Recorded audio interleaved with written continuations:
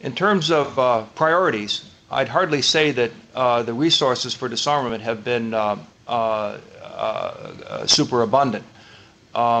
In fact, I think, if anything, there's a need for expanding the support in this area, in particular for the International Atomic Energy Agency, which has a budget right now that's less than what certain rock stars and football players earn in a particular year, which is just astonishing in terms of as a ranking of priorities.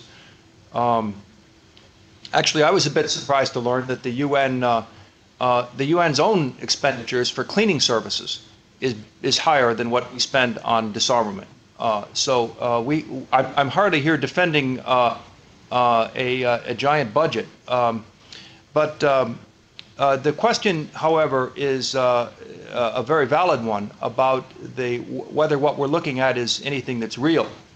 And I'm always trying to come up with ways of testing commitment, of trying to ascertain whether what is being said is in fact being done.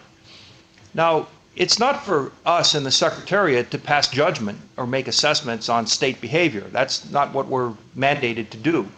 But there are other mechanisms for doing that. For example, every 5 years, the Nuclear Non-Proliferation Treaty parties, and there's about 190 states now that have signed and joined that treaty, they meet for a 5-year review conference. And next one is happening next May 2010 here in New York.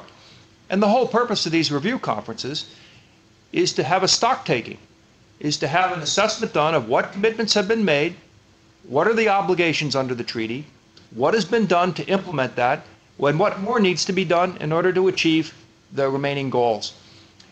I think that as time goes on, the importance of these review processes become all the more important, because this is the one opportunity for the world community to hold countries accountable for commitments that they have made under treaties.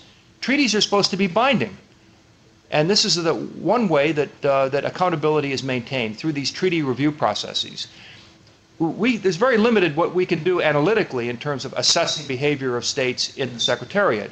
But we can certainly serve as a useful central meeting forum, a debating ground, and a repository of information that can be valuable to civil society, to research scholars around the world, and to states in trying to keep states honest in pursuing their disarmament commitments. Ultimately, it comes down to political will. And political will means demand from citizenry, it means enlightened leadership from states, and it means a profound organized efforts by the world community at large.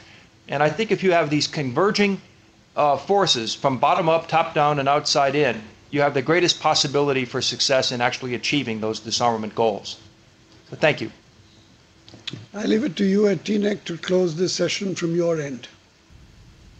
Thank you very much. I would like to thank, first and foremost, Mr. Rydell for sharing his time and insights with us today.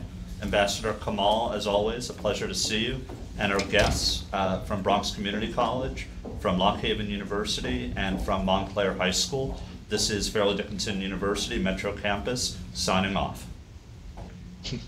May I, on your behalf and on my own, thank Mr. Rydell, Yes. who is truly a very, very nice person, and one of the pillars of character and integrity in the United Nations. Thank you, sir, for taking. Thank you. Until we meet again, goodbye from the Ambassadors Club at the United Nations.